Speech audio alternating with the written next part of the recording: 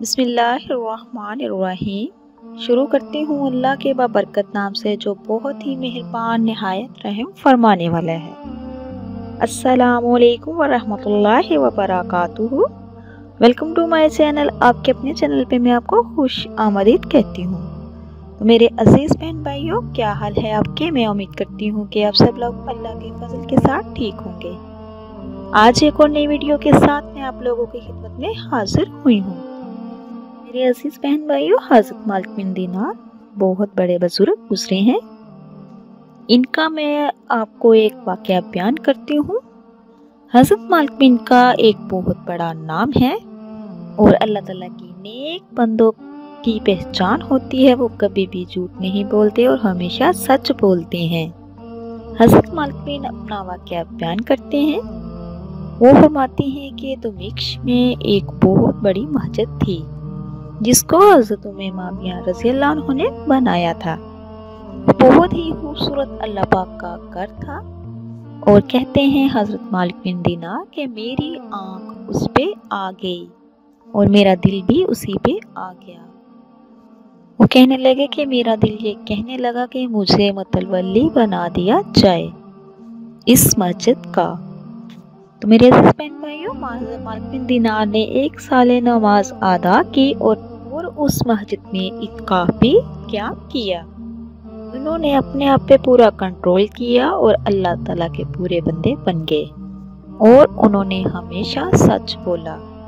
حضرت مالک بن دینار کہتے ہیں کہ میں نے 1 سال نمازیں ادا کی، پورا دن اعتکاف قائم کیا، لیکن آپ اس کی بات دھیان سے سنیں، ویڈیو کو ضرور اینڈ تک دیکھیے گا۔ انہوں نے فرمایا، اور وہ کہتے ہیں کہ میرا مقصد اللہ کو راضی کرنے کا نہیں تھا، فقط مسجد پہ قبضہ کرنے کا تھا۔ وہ فرماتی ہیں کہ 1 سال جب بیت گیا، وہاں کے لوگ چلے گئے تو میں قرآن پاک کی تلاوت فرما رہا تھا تو مجھے غائب سے آواز آئی کہ کب تک تو لوگوں کو دکھانے کے لیے نمازیں پڑھتا رہے گا۔ بس کر پورا سال ہو گیا اس کو یہ آواز آئی۔ حضرت مالک بن دینار فرماتے ہیں کہ یہ سن کر میری چیخیں نکل گئی۔ حضرت مالک بن دینار فرماتے ہیں کہ جب میں نے آواز سنی تو میں کھل کر رویا اللہ تعالیٰ کے دربار میں اور میں تڑپنے لگا کہ یہ کیا معاملہ ہو گیا۔ پھر وہ کہتے ہیں کہ میں نے ایک مسجد پہ قبضہ کرنے کے لیے پورے 1 سال کی نمازیں ضائع کر دی۔ وہ فرماتے ہیں کہ پھر میں نے اللہ پاک سے سچے دل سے توبہ کی اور انہوں نے پھر ارادہ کیا کہ آج کے بعد صرف میں مسجد میں فرض پڑھوں گا اور سنتے اور نوافل جو ہے وہ میں گھر میں ادا کروں گا۔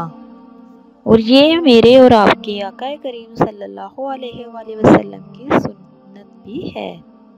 آپ صلی اللہ علیہ وآلہ وسلم نے زیادہ نفلی عبادت جو ہے وہ اپنے گھر میں ادا کی۔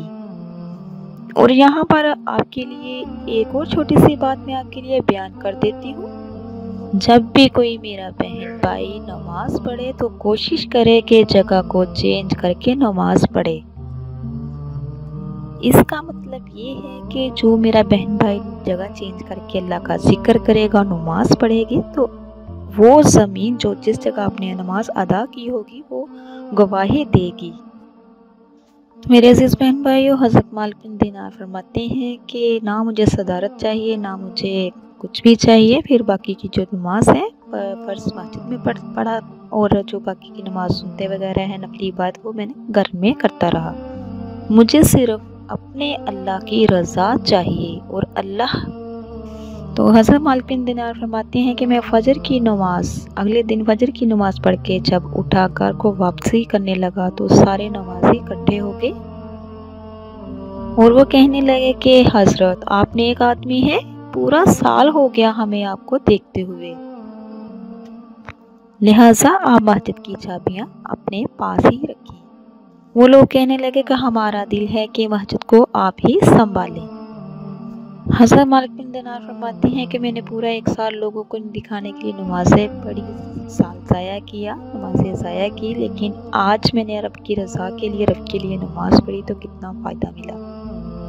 अल्लाह को राज़ी करने का फ़ायदा ये होता है कि अल्लाह पाक भी आपका और दुनिया भी आपकी। जब लोगों की बातें सुनी तो हज़रत मालिक बिन दीनार फरमाते हैं कि मैं ज़ोर से रोया और मेरी ये हालत देखकर लोग मुझको कहने लगे, हम तो आपको ये मस्जिद दे रहे हैं और आप रो रहे हो। हज़रत मालिक बिन दीनार फरमाते हैं कि तुम्हें नहीं पता, ये जो चाबियाँ तुम लेके आए हो ये मेरी आजमाइश है कि मेरे सामने एक इम्तिहान और है। और कहने लगे कि मुझे चाबियाँ नहीं चाहिए। हाँ, अगर कोई झाड़ू ना दे तो मैं खुश होकर मस्जिद में झाड़ू दिया करूँगा। मैं तो बस मदीने वाले की गुलामी चाहता हूँ, मुझे सरबराही नहीं चाहिए। तो मेरे अजीज बहन भाइयों, नेकी जो भी करो अल्लाह की रज़ा के लिए करिए, वो ही फ़ायदा ही उसमें है। तो मेरे अजीज बहन भाइयों, जिन्होंने अल्लाह को राज़ी किया, अल्लाह को पा लिया, तो बाकी सारी दुनिया भी उनकी हो गई। और जिसने अल्लाह को खो दिया उसने सब कुछ खो दिया।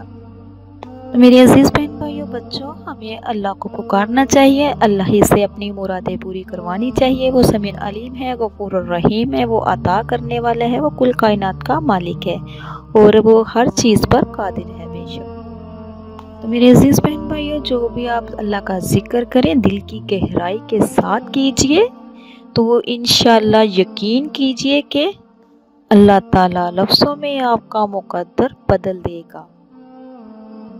तो मेरे अजीज बहन भाइयों, आज का जो वजीफ़ा बताने जा रही हूँ ये अल्लाह ताला का मुबारक नेम है, बहुत ही ताकत वाला है, बबरकत है। और ये अल्लाह ताला के नामों में से 16वें नंबर पर ये नाम है और वो है अल वहाबु। ये अल्लाह ताला का सिफाती नाम है, ए बहुत अता करने वाले इसका मीनिंग है। और कुरान पाक में अल्लाह ताला ने अपने इस नाम को 3 मरतबा दोहराया है। अल्लाह के सिवा कोई हस्ती ऐसी नहीं है दुनिया में जो सब कुछ अता कर सके, जो हर लम्हा हर पल हर वक्त अता करती है, वो ज़ात है अल्लाह की। या वहाबु का मीनिंग जो है बहुत ज़्यादा अता करने वाला। बहुत से उलमा कुरान लिखते हैं कि वहाब अल्लाह ताला की हस्ती के अलावा किसी भी और को नहीं कहा जा सकता। अजीज बहन भाइयों, अल्लाह ताला की ज़ात ही हर वक्त हर सांस हर लम्हा अता करती है और उसके अलावा कोई भी ऐसा कर ही नहीं सकता। तो मेरे अजीज बहन भाइयों, सबसे बड़ा इसका फ़ायदा ये है कि अगर आप चाहते हैं कि अल्लाह पाक आपकी दुआ कबूल करे, तो हर नमाज के बाद आप पहले दुरूद शरीफ, फिर आपने हर नमाज के बाद 7 मरतबा या वहाबू पढ़ना है।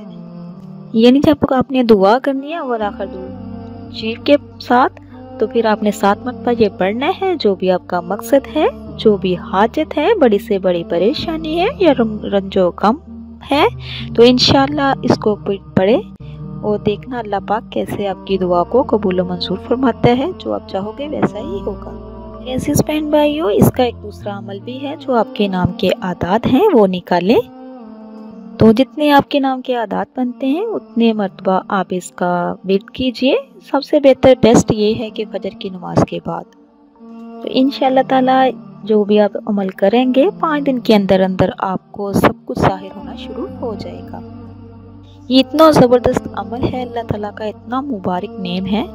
तो इसका एक सबसे बड़ा फ़ायदा ये है, खुदा ना खास्ता अगर किसी के घर में तंगदस्ती है, रिज़्क़ की कमी है, परेशानियां ने घेरा हुआ है, तो उसके लिए आप नमाज इशा के बाद आप 1414 मरतबा पढ़ें। अव्वल आखिर दुरूद इब्राहिमी पढ़ना है आपने।